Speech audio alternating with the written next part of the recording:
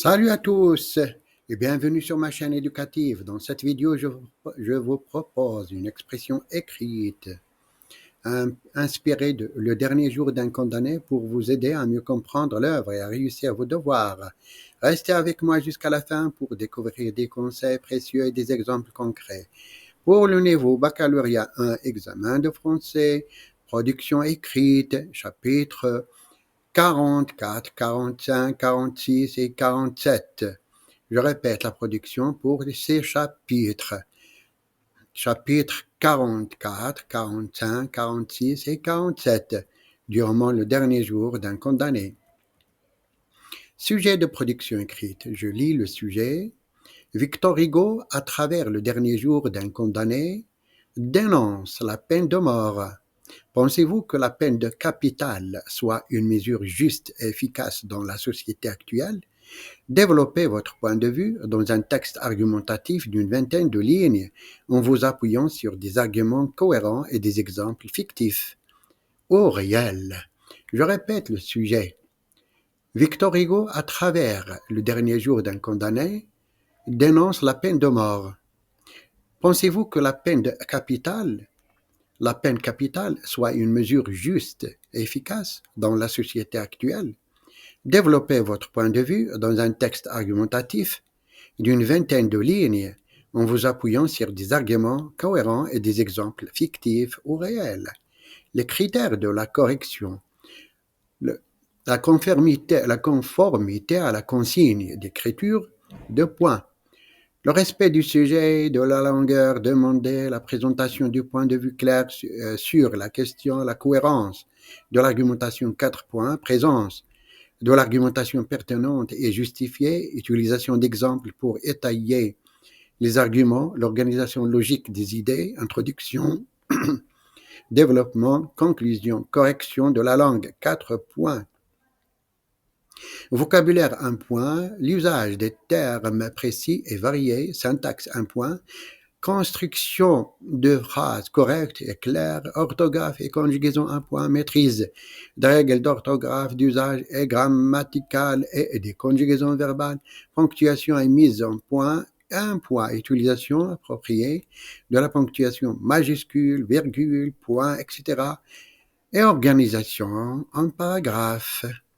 Passons maintenant à la correction de l'expression écrite possible. À l'instant de Victor Hugo, dans son œuvre empoignante, Le dernier jour d'un condamné, la question de la peine capitale,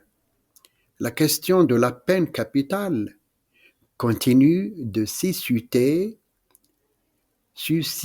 un vif débat dans nos sociétés contemporaines.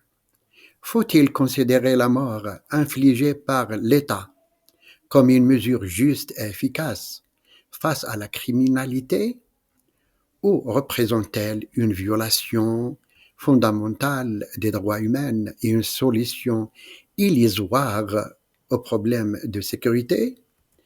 Nombreux sont ceux qui prônent la peine de mort au nom de la justice et de la dissuasion. L'argument de la justice rétributive avance que le criminel doit payer de sa vie le tort qu'il a causé, offrant ainsi une forme d'apaisement aux victimes et à leurs proches. De plus, la théorie de l'ensemble soutient que la crainte de l'exécution pourrait détourner d'autres individus de commettre des crimes graves. Cependant, ces arguments se heurtent à des objections éthiques et pratiques considérables. Sur le plan éthique, le droit à la vie est un droit fondamental et inaliénable. L'État, garant de ce droit, ne devrait pas s'arroger le pouvoir de le retirer, sous peine de sombrer dans une logique de violence et de vengeance.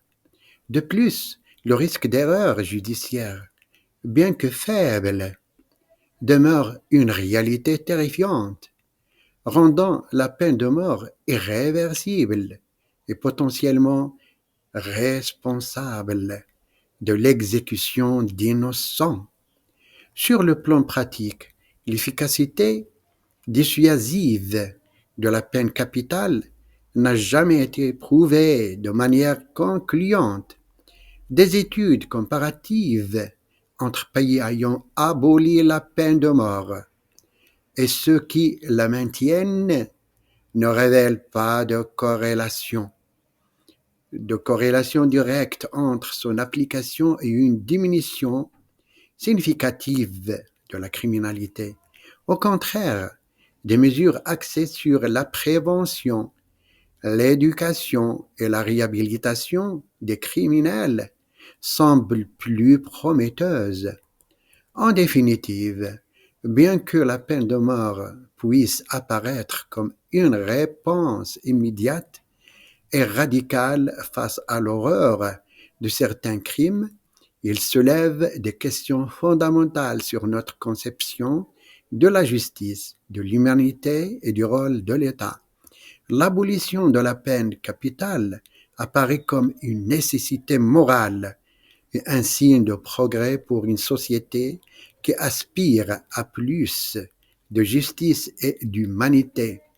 En se concentrant sur des alternatives plus constructives et respectueuses de la dignité humaine, la société peut véritablement œuvrer à la réduction de la criminalité et à la construction d'un avenir plus sûr pour tous.